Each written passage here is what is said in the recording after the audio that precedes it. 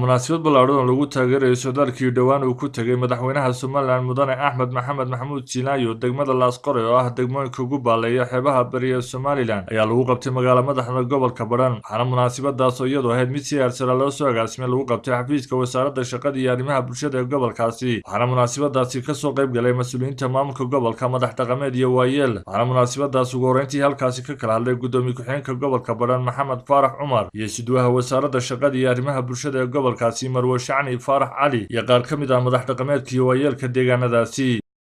noloshoodii hadday arrimaha bulshada ahayd iyo hadday biyahan ahayd iyo hadday systemkii kala shaqooyinka kale ay ahayd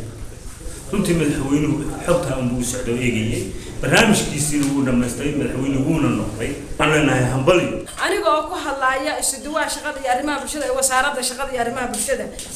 kuna hadlaaya gabdhaha gobolka Badhan waxaan u direynaa hambaliyo aan la koobi karin duco aan la koobi karin Somaliland hadda nasiib leedahay madaxweynaha dib ha u doorteen 5 sano soo socda ilaahayna waxaan uga baryaynaa inuu u daayo raadaay xilkiisa Somaliland oo inuu sii hayo baan ilaahay uga baryaynaa intii la dhagax dhigay waan sugeynaa in wax qabadka diyaar baan u nahay waana ku mahadsan yahay madaxweynuhu waxaan rajaynaynaa dhammaantood dawladdu inay wada timaado sida ay maanta u yimaadeen waxaan fariin u dirayaa ninkii wasiirka warfaafinta sheeganayay meel baa loo soo dhuuntay ma aha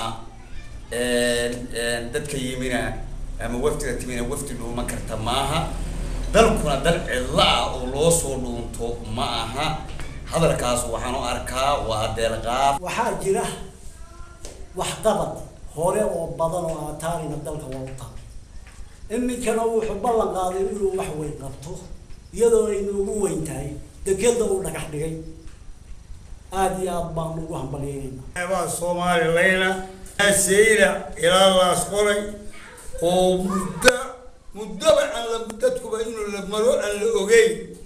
oo hawl badan lahayd waxaan kugu taariikhdeynaa wixii dhibaato ka raacay ama si aad soo martay oo aad soo martay jacayl awgi aad wadanka rabto waa madaxweynihii koowaad oo soo marxabatay dad xoran ma oo dalkooda iyo dadkooda xor u ah waxa weeyaan arinta ayada madaxweyne waa kaaga hambalyeynaa ninkaasna gefkiisa u sagaal galay waana laga xisaabtami doonaa Ali Aadan Daar telefishinka caalamiga Home Cable TV magaalada Ceergabo.